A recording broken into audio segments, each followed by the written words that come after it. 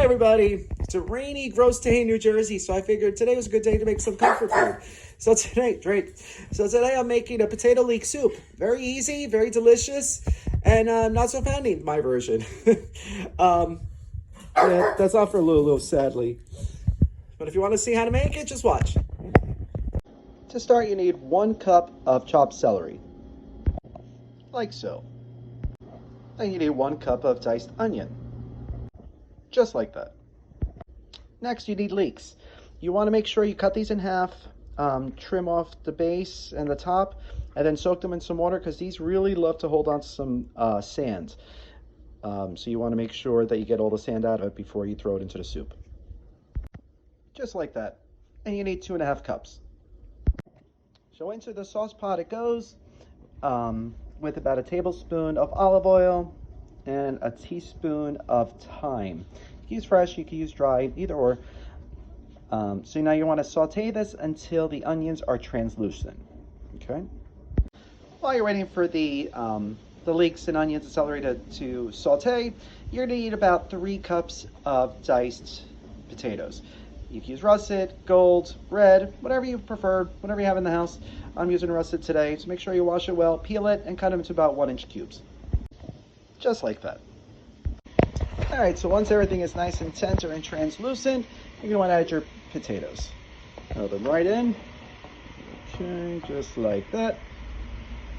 Alright, give it a quick stir. And now it's ready for the broth.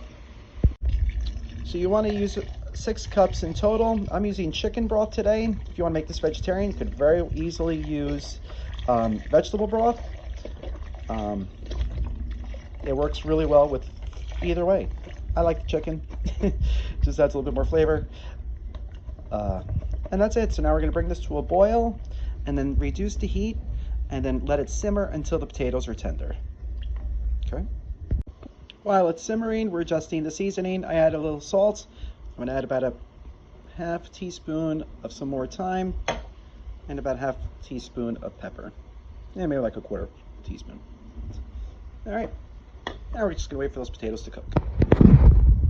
Okay, so this has been simmering for about 20 minutes. You can see the potatoes are crumbling, so they're fully cooked. So now we're going to remove it from the heat, and we're going to allow it to cool for a little bit before we throw in the immersion blender and puree the whole thing. If you don't have an immersion blender, you can use a regular blender, but if you're going to do that, I would recommend letting it cool completely before you're doing that so you don't get burned. Okay. All right, so I allow the soup to cool a little bit, and now I'm pureeing it. All right.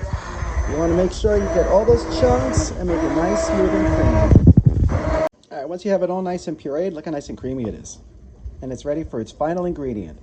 All right, so now here you have some options. Normally for a soup like this, you want to use heavy cream. You want to use a 1.5 cups. I like to save calories wherever I can, even though it doesn't look like I do. So instead, I'm using a 1.5 cups of evaporated 2% milk. This will add the desired effect of making it nice and creamy with significantly less fat. And that's it. So we're going to put this back over the heat, get it warm again, and it's ready to serve. Actually, this is a soup too that you could actually eat cold or at room temperature. If you do that, it's a vichyssoise. You'll want to serve it with a dollop of sour cream, make it really nice. Or if not, just have this hot and enjoy. Perfect for those cold, rainy days, like today. At this point, you want to adjust your seasoning too. And that's it, your soup's done. I hope you liked it. Enjoy.